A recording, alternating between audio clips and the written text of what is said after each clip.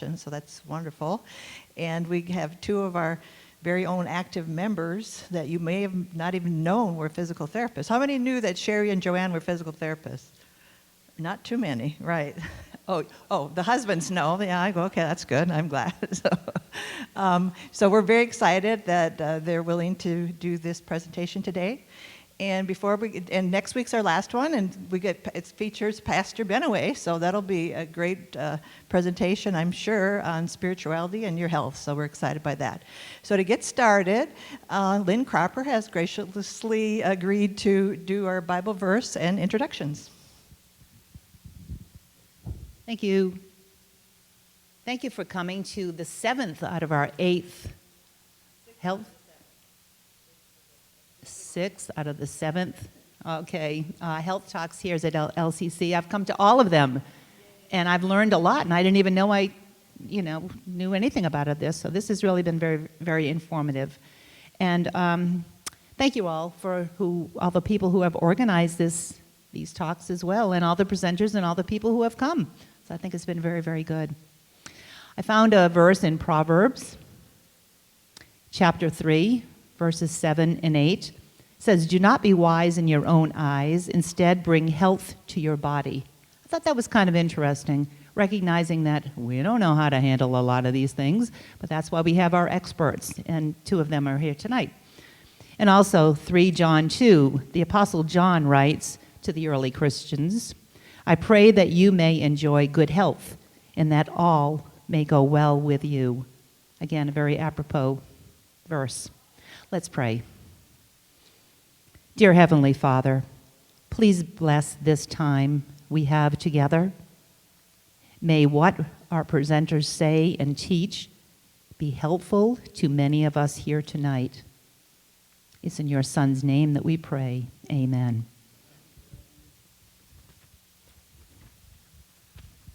Tonight's theme is physical therapy, vertigo, it can be treated, and falls and home safety. Sherry Daly and Joanne Matthias have extensive experience in physical therapy in St. Petersburg. Sherry currently works for Bay Care Health System in St. Pete, and Joanne formerly worked at Bayfront Health St. Pete. Sherry graduated from Duke University with a master's degree in physical therapy and has also earned her MBA from USF. She has certifications in vestibular rehabilitation and concussion management. Joanne graduated from St. Petersburg College with her PTA. Please help me welcome Joanne and Sherry.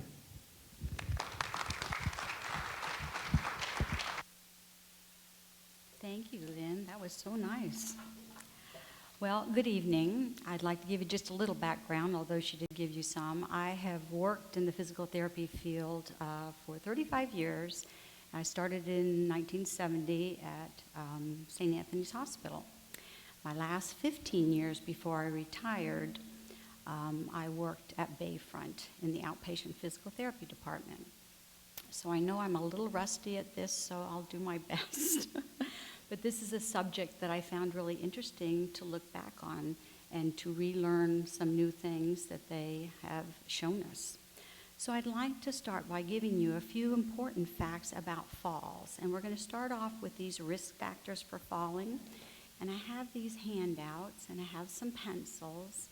And if you would just look them over, and if anything refers to you such as I have difficulty walking or I'm unsteady, or I use a cane or a walker, or if any of these facts that you see refer to you, maybe just put a little check by them and then put a little number of, oh, I have 3, oh, I have 6 of those, or however many you may have. Oh, thank you, Cindy. We'll just give you a few minutes to look that over. Also talks about different medications, if you should be taking sleeping pills or feel lightheaded or disoriented. And at the very end, we will refer back to this paper.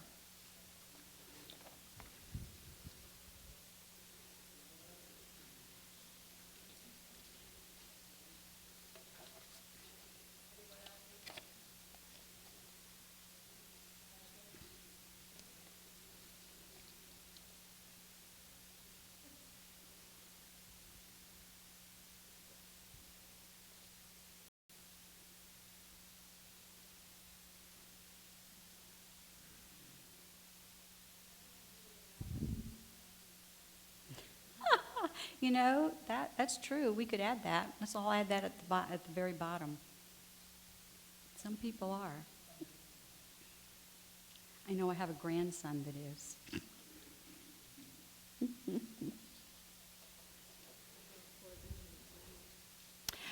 Yes, definitely. Night vision can be really difficult as we age. Mm-hmm.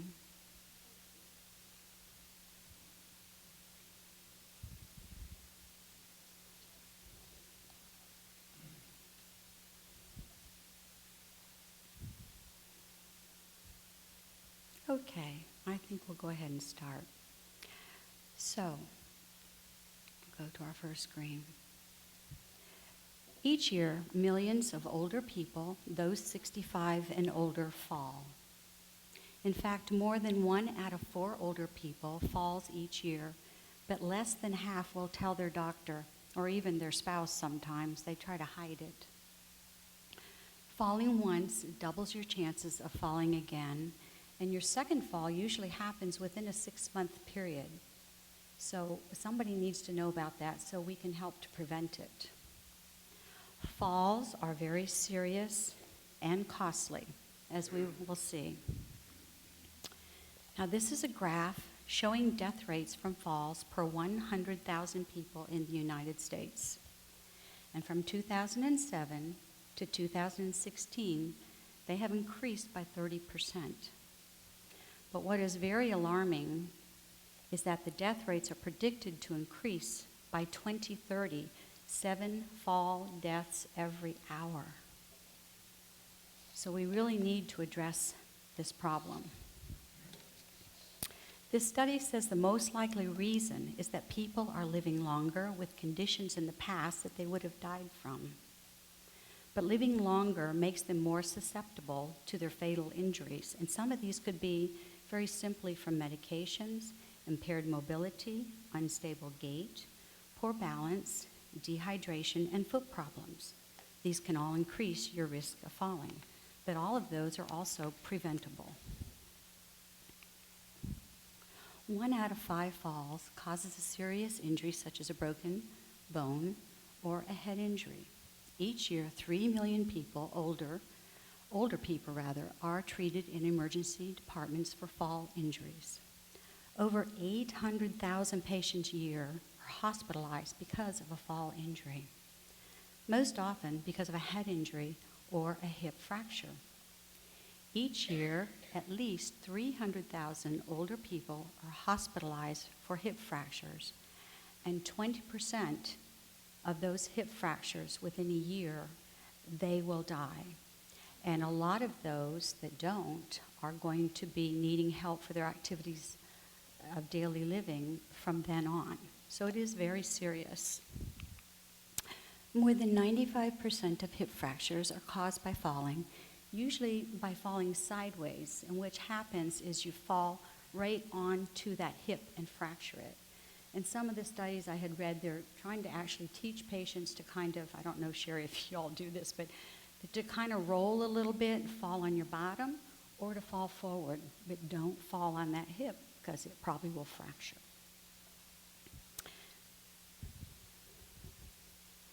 What can happen? Oh, let me go back just a minute. Falls are the most common cause of a traumatic brain injury. In 2015, the total medical costs for falls totaled more than $50 billion. I couldn't believe that. Medicare and Medicaid shouldered 75% of these costs. So in our next section, we will look at what can happen after a fall. Many falls do not cause injury, but 1 out of 5 falls does cause a serious injury, such as a broken bone, as we said, or a head injury. These injuries can make it hard for a person to get around, do their everyday activities, or to live on their own again. As we said, broken bones can be like your wrist, your arm, your ankle, and hip fractures. Falls can cause head injuries, and these can be very serious, especially in the person is taking a certain medication like blood thinners. An older person who falls and hits their head should be sure to see their doctor right away to make sure that they do not have a brain injury.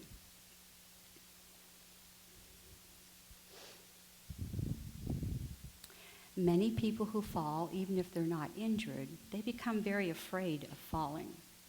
And this fear may cause a person to cut down on their everyday activities. When a person is less active, they become weaker, and then they increase their chances of falling.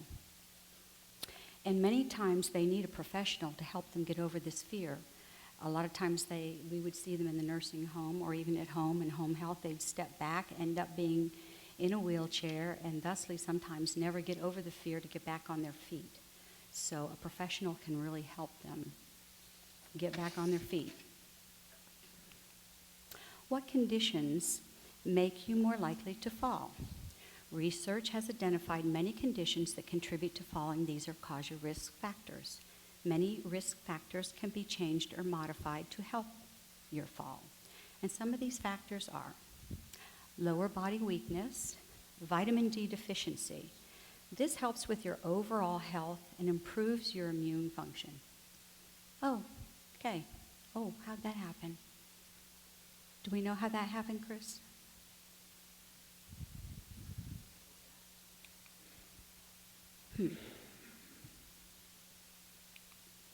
There we go. Okay. Oh, that was easy.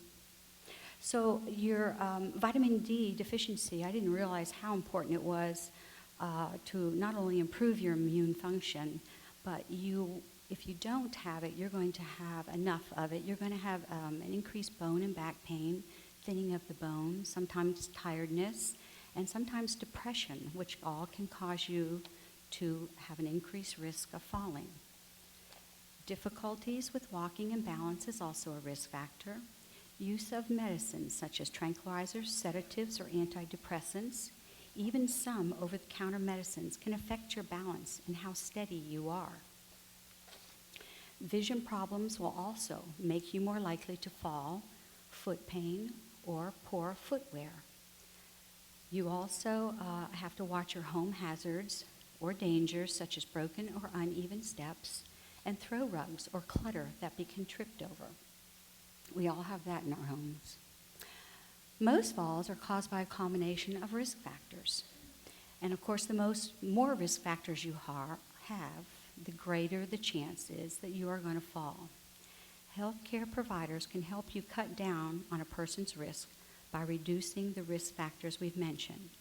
So I think one of our take-home messages here is that we should all be aware that falls kill. But the good news is that it does not need to be an inevitable part of our aging because they are preventable. Most of the risk factors can be mitigated. And here are some of the measures you can take to help prevent a fall. Ask your doctor or your health care provider to evaluate your risk for falling and talk to them about specific things you can do. Ask your doctor or pharmacist to review your medicines to see if any might make you dizzy or sleepy. This should include prescription medicines and over-the-counter medicines, especially when you're getting up during the night to use the restroom and you've taken some sleeping pills. It can make you really dizzy and kind of woozy. Ask your doctor or healthcare provider about taking a vitamin D supplement. Also ask for physical therapy orders. Sometimes you have to ask for them. They don't say, oh, do you want physical therapy, or you need it.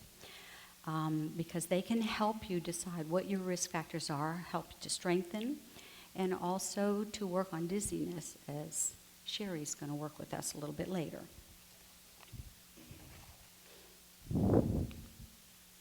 Do strength and balance exercises. Do exercises that make your legs stronger and improve your balance. Tai Chi is a great example of this type of exercise. A Tai Chi study found that practicing this martial art twice a week for 1 hour can reduce falls by 58%. That was crazy. Couldn't believe that. This is something you could also do at home. There is a Tai Chi program on 9th Street and about 18th Avenue. And also if you have like some balance issues, If you meet their criteria, Sherry said that the YMCA also has a program, and if you want more information, we can give that to you later.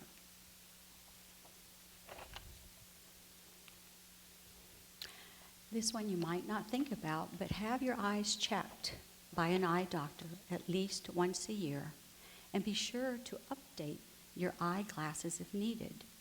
If you have bifocals or progressive lenses, you may want to get a pair of glasses with only your distance prescription for outdoor activities such as walking. Sometimes these types of lenses can make things seem closer or further away, and when you're walking and there's a little step and you kind of misjudge it, you're going to misstep and perhaps fall. I think probably all of us have done this if we've gone outside walking at night. So also, you want to make your home safer. Get rid of things you could trip over. Add grab bars inside and outside of your tub or shower, and also next to the toilet for getting up and down. Place railings on both sides of the stairs. Make sure your home has lots of light by adding more or brighter light bulbs. So that's just a few of the things you can do. There's a lot more, and that can, be evaluated with if you should have these problems, go into your doctor and definitely talk with him. Now, look at your fall risk sheets for me and kind of look at your number. And I'd say probably if you have maybe 3 of these, that it would be really important for you to have a serious conversation with your doctor and let him decide where you should go from here to help reduce those factors. And that kind of sums up what I have. But last but not least, Cindy, where are you? Thank you so much for making me slide friendly. I appreciate it so much. It was great. I appreciate it. So now, okay, Sherry, and we'll do some question and answers if you have any at the end, so Sherry has time to do hers.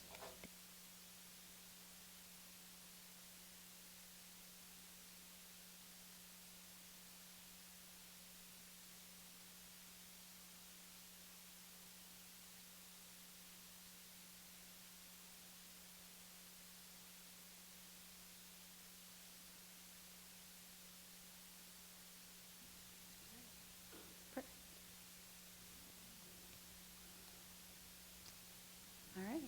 I guess you guys can hear me okay? Sorry. All right. Let me get my water in case I need it.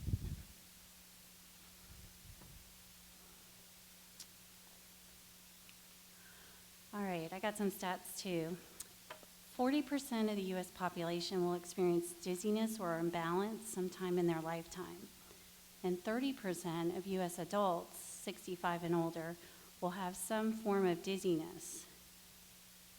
24% of U.S. adults, 72 and older, will have dizziness that becomes more of a chronic problem, lasting more than a month. And dizziness is one of the more common reasons why adults would visit their doctor.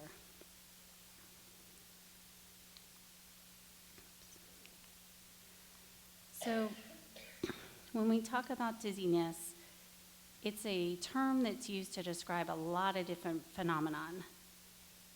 People can say they're dizzy when they go to see someone like me or a physician and say, describe a symptom of lightheadedness. They feel faint, like they might pass out. That condition tends to be more probably a vascular problem. Maybe they have blood pressure that changes when they change positions, like getting from a lying down position to a sitting up position. Or they may just not have enough blood flow to their head. Another thing that could be a dizziness problem is more that they're unsteady. They're not stable on their feet. They feel like they're going to fall when they're on their feet and moving or just standing still. And then another condition would be more of a vertigo problem. Vertigo is very specific. It's a rotational movement. It's a visual problem at times. People will see actually the room spinning. If someone says the room is spinning, that's vertigo. Or they may feel like internally that they're spinning. They may not visually see it, but they're feeling that way inside. And that again would be more of a vertigo problem. If someone has vertigo, it tends to be more of a vestibular system problem, and we'll talk more about the vestibular system.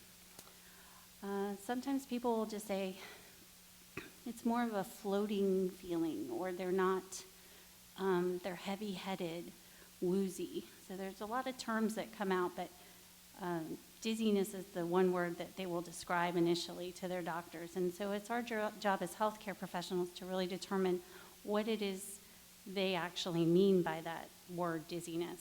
And I try to then, in problem solving, trying to figure out what category they're going to fall into. The history is really important when we meet these people to talk about how long they've had the symptoms, what was the onset, what about the duration of the symptom? Are they feeling this way all the time? Is it a constant problem? Or is it something that's more intermittent and episodic? How frequently is this happening? Is it every day? Is it once a month? Is it every year occasionally? What positions do they experience the symptoms in? Is it always when they're standing and moving? Is it when they're sitting? Is it when they're doing an activity like getting in and out of bed? All those things are really important to kind of help lead someone like myself into what is going on with this person. Are they also having any other symptoms? Do they have any hearing loss, sudden hearing loss? I would be more interested in. Nausea, vomiting, and any associated balance problems. So I included this slide just to kind of show what we were just talking about, how dizziness can really incorporate a lot of different sensations that people are feeling, and at times there's an overlap. It may be that the person has not just one problem, but multiple problems. And typically what I would see is a vertigo problem that's new and their most alarming complaint at the moment, on top of probably like a, oh, I didn't mean to turn that off. I meant to turn the laser on. A pre-existing balance problem that was not really causing issues, but then once you add the vertigo onto it, it then becomes that much more difficult for the person to kind of stay upright.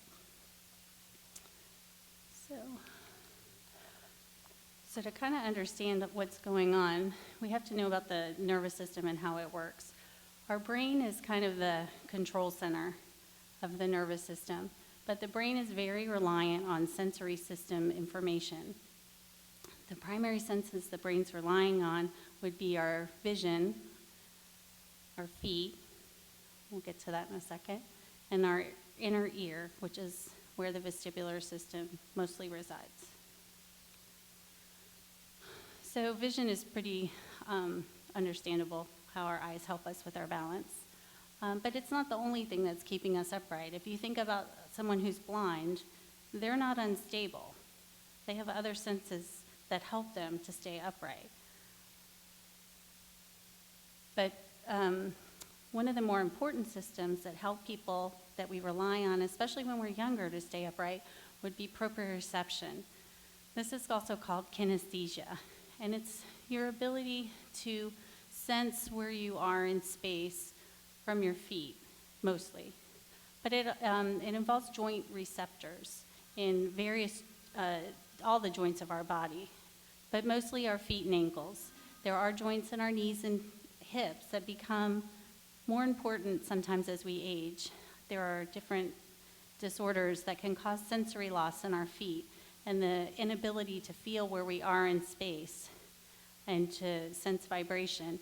And when that happens, joints higher up the chain become that much more critical to develop their position sense. And we utilize a lot of different things to challenge that system in therapy. Sorry.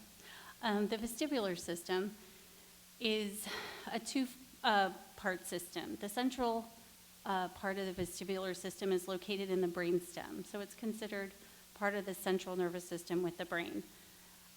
That area of the brain can be injured, usually unlikely. It's more from like a tumor, stroke, some kind of disease or trauma. The vestibular system, that is the peripheral vestibular system, includes the inner ear. So the inner ear is here. So the inner ear is very well protected in our skull.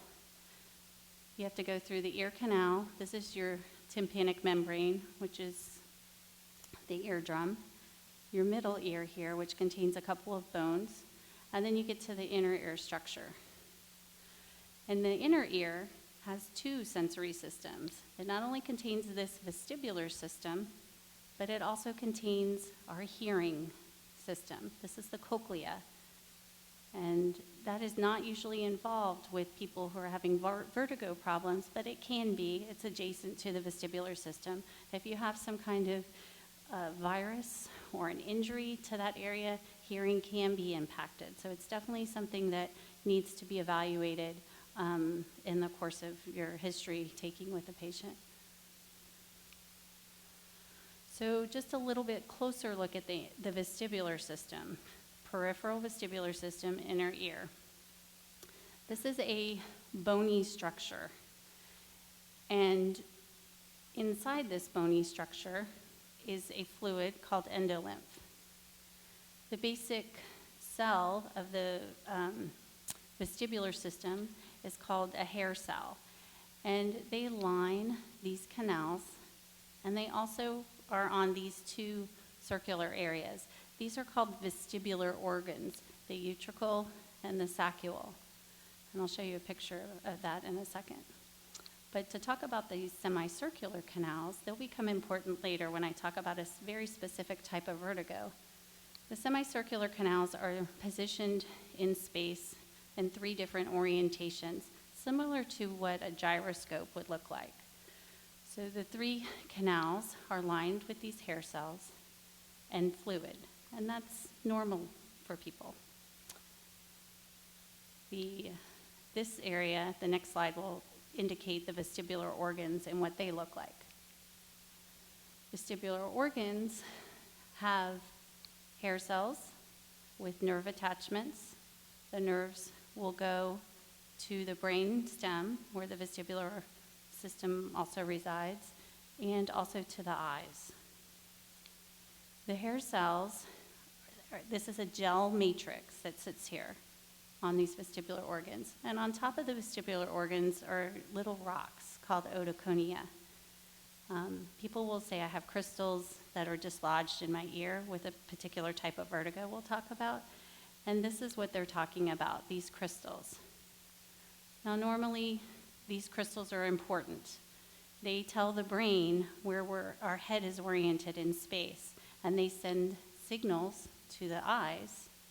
So if you have these crystals here, and you tip your head, those crystals will they're not going to move off the gel, but they'll kind of shift their weight. So these hair cells are very sensitive, and they will drift to the side. And then that mechanical change causes an electric signal, and that's how the nervous system communicates. It's an electric signal. Goes down the nerves, and it sends signals to the brain. This person's tipping their head, but it also sends signals to your eyes. Because if we were to tip our head and our eyes stayed still, we would become very disoriented. We need our eyes to right themselves, and it's a very quick kind of response. But if it didn't happen, the world would look very odd, and we would not be very stable. So this system works really well. It helps us with head orientation and righting, and helps our body to know where gravity is and how to manage and stay upright. And it also helps it reacts with the motor system too. If we encounter something and we trip, the vestibular system is what's going to kick in and alarm the brain, but also your motor system to then reach out so that you don't fall, prevent the fall, prevent the injury. All right. So this will be more fun. I know that stuff was a little dry, but it's important to know. So what causes dizziness? There's a lot of causes of dizziness. As we age, if you imagine, our sensory systems are not as crisp as they once were. there's changes naturally to vision and to hearing and to our vestibular system and to our proprioception, our ability to feel where we are in space with our feet. So that's natural and normal. There will be something with aging. However, there are other things that add to that that make the problem worse. Natural aging of itself doesn't make us unstable, and people will assume a lot of times because they're older, that's why they're having these problems of falling or being unsteady. Not so. So there are disease processes, common problems. Diabetes can affect sensation in our feet so that we can't feel where we are. That's a very common problem. Or vascular problems in the legs, not having good blood supply to the feet. Those are two of the most common things that I see. It results in a condition called peripheral neuropathy, where you just can't sense where your feet are. Other things can happen, just lack of blood flow to the brain. Things like trauma, head injuries, like Joanne talked about, concussions, car accidents. Migraine is a big one. That's usually just considered a headache problem, but it's really a neurologic problem, and it's not always associated with headache. Typically, these are people who've had migraine all their life. It's not something that's new in the older age, but sometimes it changes as we age. So a lot of times I'll have patients that have dizziness issues or vertigo issues, and I can't find anything wrong with them. And I ask them about that, and sure enough, they'll tell me, oh yeah, I had headaches when I was a kid, but I outgrew that. And so that's usually something that's easily treated with medication and probably can solve a lot of the problems. And that's usually my outlier. When I can't find something wrong, it's migraine typically. Medication, so that's another big area. Medications, first of all, it's one of the first side effects listed on most medications you take, that it causes dizziness. So that's always a potential problem. But it also can be toxic to the inner ear. There are several drugs in particular that are very toxic to the inner ear. The IV drugs that are antibiotics. Sometimes people get bad infections and they need IV antibiotics. They're very ototoxic.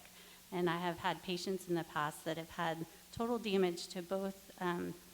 It's not selective. It'll hit both sides of your ears, unfortunately, so that you can lose hearing and your vestibular system function. Those people are pretty unsteady, and sometimes they have some dizziness, vertigo issues. Environmental factors. This would be more in the unsteadiness realm probably, but just darkness and uneven surfaces, grass, sand, those things can cause people to have problems. And a combination of all of those. I like this picture. So let's talk a little bit about imbalance, not being steady. When you think about balance, you want to think about static balance and then dynamic balance. Static balance is more you're stationary, you're not moving. Standing in one place, standing on one foot, it can have all kinds of variations. It can also involve sitting balance if someone is having problems at that level. Dynamic balance involves movement. It's walking and turning and dancing, as these people are doing. Dynamic balance, if people are having problems in dynamic balance, that's usually when we want to look at like devices, or walking aid. But whatever the goal is to keep the person upright and to prevent a fall. Because as Joanne was explaining, it's devastating to fall. It causes a lot of complications for the patient. So there's a couple factors that can influence balance. Joanne highlighted some of these. Ankle strength is really important. We want the whole legs to be strong, but the ankles in particular, if they're weak, that can cause a lot of problems. Ankle flexibility is also an issue. A lot of times people are having a lot of tightness in their calf muscles, and that will then make it so that your ankles aren't very responsive if you get a push or a shove and falling off balance. Posture plays a role. A lot of times, this person has normal posture. I know you can't see the stuff on the bottom. But these postures are different types of postures that you might see, more so as one is aging. The most common type of posture I see is the slumped posture, where the people are more forward. Their head and their shoulders are rounded forward, and it puts anytime your posture deviates from normal, it puts your center of mass outside of your normal base of support, so you're not as stable. So ideally, we want to try to maintain this posture. But this posture tends to be what a lot of people end up just exhibiting. When you're in this posture, your center of mass is in front of your feet, and you're more weight on your toes. We try to retrain people to put weight more on their heels to be more stable. But a lot of times there's a feeling of being uncomfortable in that position, because the more weight that you put on your heels, and if you're not feeling your feet really well, you would feel like you were falling backwards. We try to retrain people to get as comfortable as they can putting weight on their heels, because ultimately they are more stable, but it may be something that's hard to deal with if you can't feel your feet very well. It would be much safer for people if they couldn't feel their feet to have their weight more forward, because you would fall forward and stop yourself with your hands. So some other factors would be joint alignment issues. If our hips and our knees and our feet are not in a straight line, there can be problems with how our center of mass is distributed and our weight is distributed. The picture here shows someone who has rear foot valgus, where there's a flat-footedness, which is pretty common, and then there's an angle that's created here. And so by your feet kind of falling in, you're not very stable on your feet. This rear foot valgus tends to occur more if people have high arches or if they have some problems up above in the knees. But I see a lot of this, and what I try to do is try to correct with footwear. If you get people in orthotics and tennis shoes and try to make the ankle stable, you got a stable post. This would help. Sometimes this is all you need to do, is change the footwear. This does nothing for your feet. Looking at you. So flip-flops and sandals are stuff that I usually try to discourage, but I know it's Florida, so it's hard to do that. Sensory system issues, we've already been talking about that, and I'm going to go into a little bit more detail in a second on that. Pain, Joanne talked a little bit about that. If you have pain anywhere in your lower extremity and you're putting weight on it, and that, it's usually a joint pain, but if weight bearing increases your pain, it's going to affect your balance. There's just no way around it. And then fear of falling. That's a very real fear. It happens a lot after someone has fallen. I've seen patients before who haven't fallen. They're just deathly afraid of falling, but typically they've had a fall or two, and they've not been good falls. They've been injured in the fall, and it causes people to not want to move, and it's the worst thing in the world. What helps is to gain confidence in moving is physical therapy. Once you can get them doing those activities again and quickly, that's the best route of recovery from this anxiety of falling. But once they start not moving, it just starts a cascade effect of weakness and balance problems. Okay, Lynn, are you wanting to come up? You don't have to if you don't want to. I can just demonstrate myself, but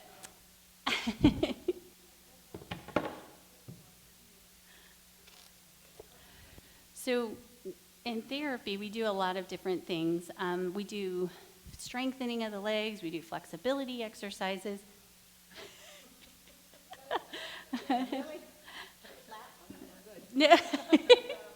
And then we work on challenging people's balance. So this is something we might try. This is a balance board. Now this one's kind of tricky because it's actually circular. So sometimes we might have people do a static balance exercise on an unstable surface by trying to keep it level, which this is pretty hard to do. I don't know if you can do it, Lynn, but you got to get your weight evenly distributed between your, so you got to do what? Can you get the board flat? Like keep it so it's,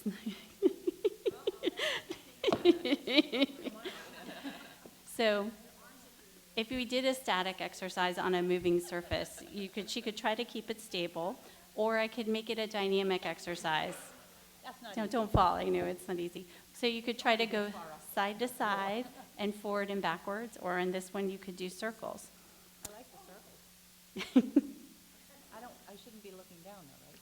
Well, if you can, so a lot of times people will look down at their feet because that gives them a visual feedback of where their feet are, especially if they can't feel their feet. Standing on an unstable surface like this will take away some of your normal ability to sense where you are in space too. But then when we have people on, so What is this doing? I mean, like, other than making me crazy. go ahead and, so if you want to step off, I'll talk about a little bit about the, Done? yeah, you can be done. Thanks, Lynn. So when we start with exercises, assuming the person has a standing balance problem, we would start on the easiest would be a level, flat surface. But then we can progress them to an uneven surface, like the rocker board, or I have a piece of foam here too that is plush, and that would also be more challenging. When you stand on a surface that's, remember those 3 sensory systems we talked about, the vision, the inner ear, and our feet. When you stand on a surface like this, it's going to take away some of that input to your feet. So then what we try to do, we're tricky, by eliminating the feet, now I'm working with inner ear and vision. So we can start with eyes open, but then I can have people close their eyes and try to maintain the same position, not rocking too much. And I'm probably rocking a little bit. When I do that, I take away vision. I only have my inner ear, essentially, holding me upright. I can still hear. Hearing can help a little bit. But really, inner ear is working pretty hard, vestibular system, which is what I want. Vestibular system, in most people, functions pretty well. It's underutilized. So vestibular rehab, we try to strengthen that system. Because typically, the systems that aren't working so well are vision and feet. Make sense? So, level to uneven, we do steps. We do varying heights. Sometimes we do like a progression into steps. We do step taps. Anything that's a step negotiation is a one-footed activity. Pretty challenging for someone who can't feel where their feet are. This is obviously harder than standing both feet. We play around with head position. So I don't have to eliminate vision. I know I have eyes open, eyes closed up there, but I don't have to eliminate vision. I can just change head orientation. Make them turn their head to the right, make them come to center, make them come to left. Doing that on level ground or put them on foam makes it harder. I can also do visual conflict, which would be that. If you make them look at something that's visually distracting and disorienting, it'll cause more difficulty in maintaining their balance. Base of support, start wide, get their feet closer. Have them go tandem, one foot in front of the other, and maintain that position. And then cognitive task. So the cognitive task is something that I do on patients who are doing pretty well with this stuff. But I'll pass some of these around so you guys can look at them. Sometimes we want the brain to do something on top of what our sensory system is sending to the brain. So we have them, you guys can just pass them around. These aren't going to be as meaningful, so you guys can see the other ones. So we have them try to do things like count backwards from 30 by threes while they're doing one of these balance activities. Or look at one of these cards, and some of the cards have shapes and colors. You have to say the shape and the color. Or that one, you have to say the word. Or you have to say the color. That's what I make them do. So the word might be blue, but it's in red. So your brain has to think about what's the color. And it's tricky. And by giving them that cognitive task, it's just an added level of difficulty, and it really pulls all systems in and having the brain try to multitask at the same time. All right, now we get to vertigo. Fun. So vertigo, spinning, rotatory. It's an inner ear problem, typically, but can be in the brain. The vestibular system's giving you a wrong signal. It's telling you you're moving and you're not. And that's usually what you feel. You can have a sense of vertigo and not have a problem with your vestibular system. When you're in a car and you're sitting still, but the car next to you moves, and out of the corner of your eye, you sense like you're moving, but you're not moving. And that's a little bit of a vestibular system, visual system mismatch. The brain's getting information from both systems, and it's trying to figure out what's going on. It's short, and it's not a true vertigo, but it kind of gives you a sense of what it would feel like if there was a major problem. All right. So this is the most common type of vertigo. This is probably the only vertigo I'll talk about tonight. It's positional, benign proximal positional vertigo, BPPV for short. It is a peripheral vestibular problem. It's the most common type of vertigo. 50% of cases in older adults, this is what it is. It can happen at any age, but it's definitely more common over 60. The vertigo is very specific. It's short-lasting. It only occurs when you get in and out of bed, when you look up, and when you bend down. It has to do specifically with your head position. It lasts less than 30 seconds. Anything that goes outside of those parameters, it's not this. It's something different. You can feel sick with this, though. So people might be vomiting or nauseous, and that can last. It can also cause balance problems, but the specific vertigo spinning doesn't last very long. So again, back to the inner ear. So remember I told you there's these crystals, and they sit, whoops, I went too far. Oh, did I mess it up?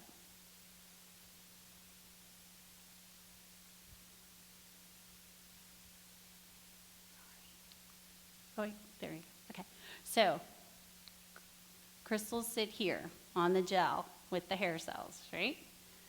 Something happens, and the crystals, one or a clump of them, get dislodged. They come unstuck, and they go and they float into one of these canals.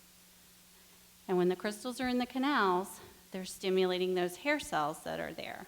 So, this is a liquid fluid that's in this bony structure. So they can just float, and then when you move your head is when these hair cells are getting stimulated. You have to move your head, extend it, and rotate it to the side that has the problem.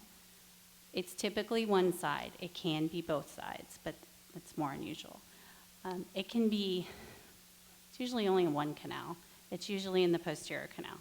Occasionally, horizontal canal. Very rarely this canal. I call it the interior canal, but it's usually not there.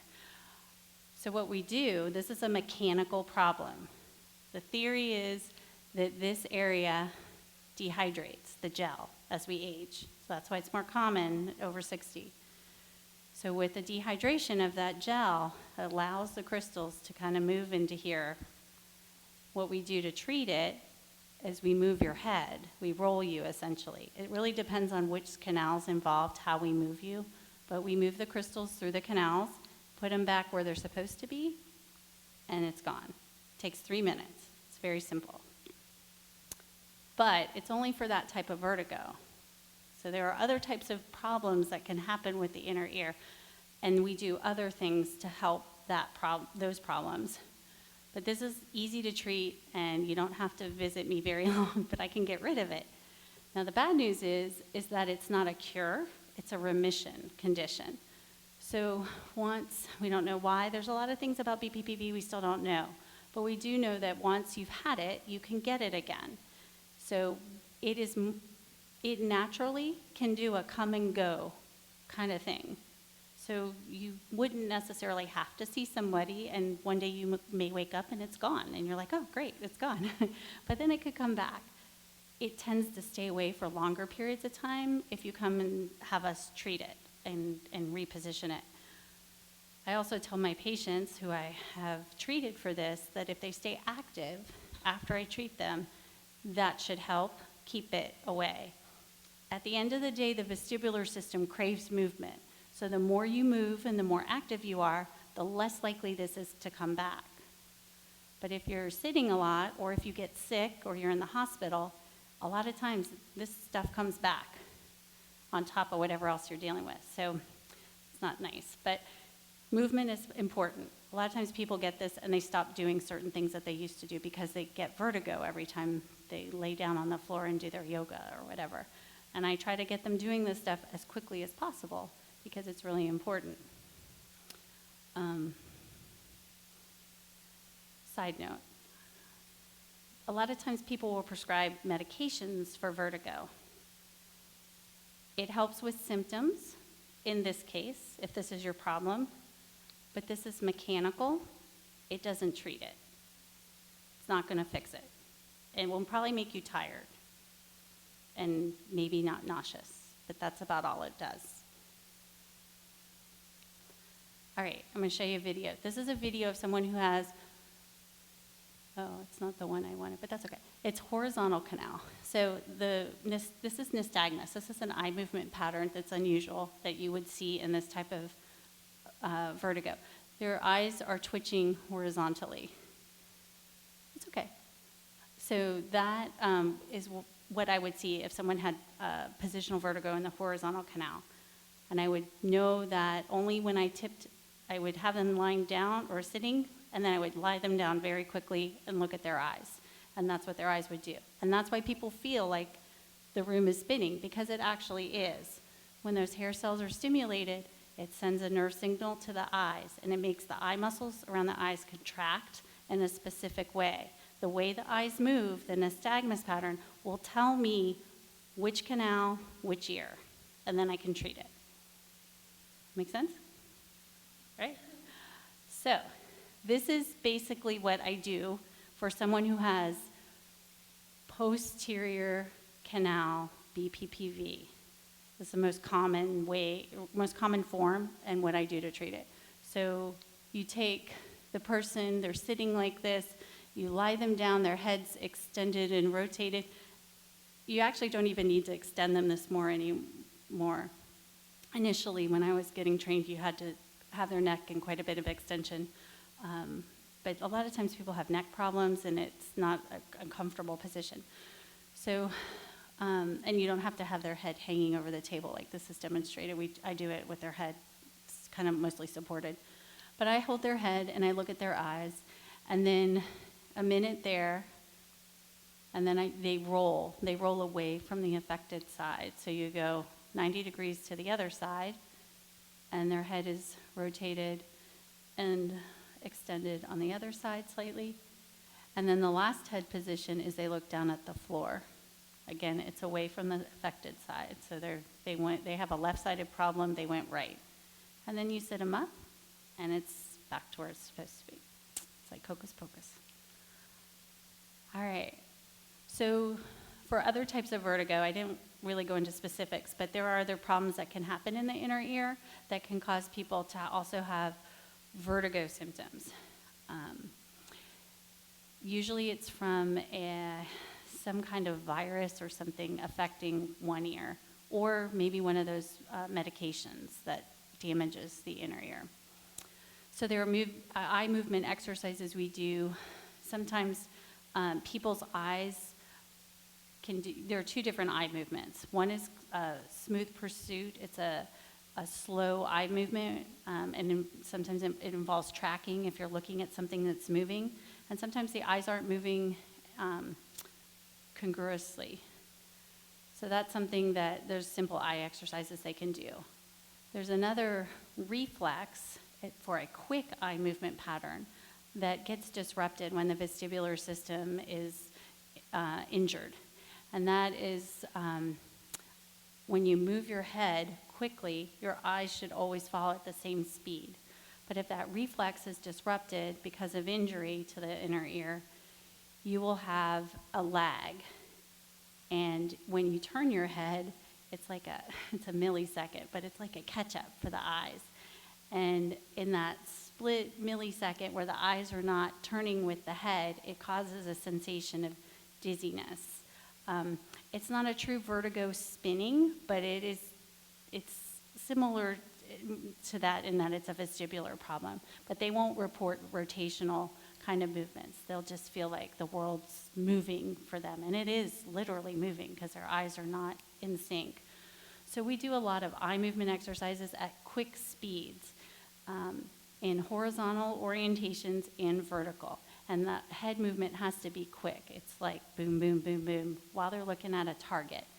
It can be very disorienting for someone who has this problem. A lot of times they can get symptomatic with nausea, but over time, they're very effective. And they do kind of recalibrate that reflex that's off, and their eyes will not, they'll be at the same speed when they turn their head. We also have to do a lot of balance exercises, like I demonstrated, pull in all the sensory system, get the brain involved, do the cognitive component, and then gait training, walking with a device if needed. All right, goals: address symptom complaint, reduce symptoms if possible, reduce or eliminate falls, device, home safety, educate patient and family, get moving quickly as possible, develop a home exercise program and a walking program, resume normal activities in the community, family involvement as needed, and refer to a physician if you have any of these signs. One I would add too, if someone has probably migraine issues, I always refer back to their primary to talk to them about that with management. A lot of times when I refer, if I have a patient that I'm not really sure what the problem is, I'll always send them back to their primary care physician, but sometimes I might recommend if they need a specialist. An ENT is always a good person to evaluate how the inner ear is working. If I suspect it's an inner ear problem, if I suspect it's a brain problem, I would probably lean more towards neurology. Or if it's a foot issue, like not feeling where they are in space, a sensory issue. Sometimes all three. It depends. So any questions? Or for Joanne too, you come up.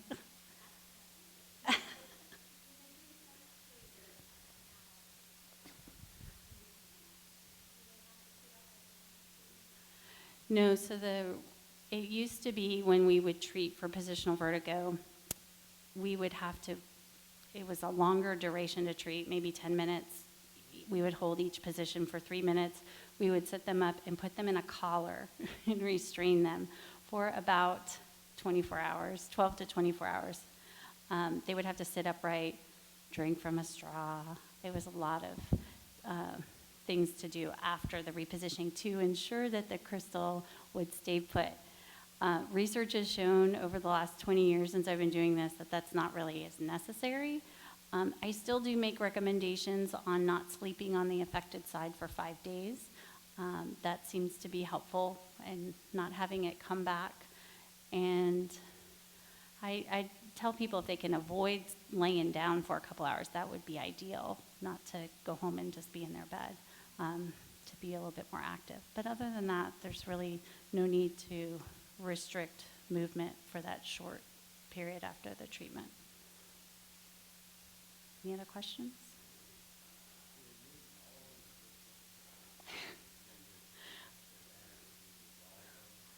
I don't think they dissolve necessarily, so they're just there, but they're important for the vestibular system to function normally. So, and you don't want an errant crystal in the canals because that will then cause the vertigo problem that I was talking about.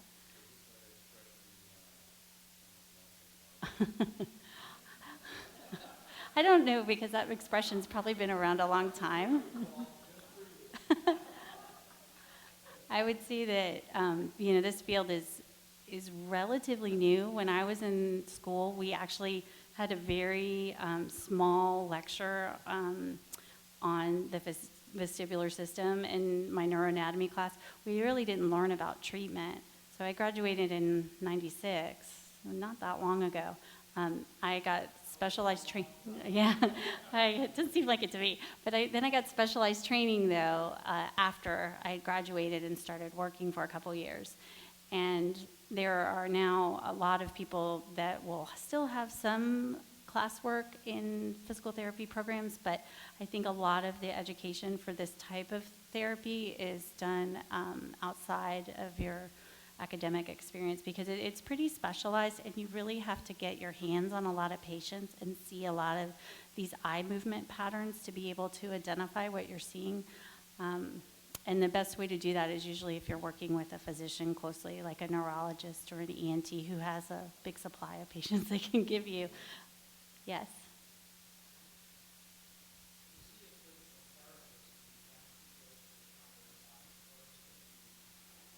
You can get a prescription from, yeah, you have to get a referral in the state of Florida. You have to have a prescription from a physician. Where I work particularly, you have to get an in-state prescription. Other places may take out-of-state, just Baycare's policy is it has to be an in-state physician. But it can be any doctor. It doesn't necessarily have to be your primary care. It could be a specialist or walk-in clinic even. Yes.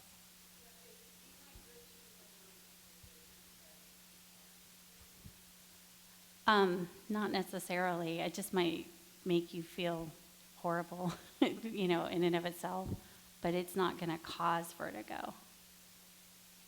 But I would still say drink water.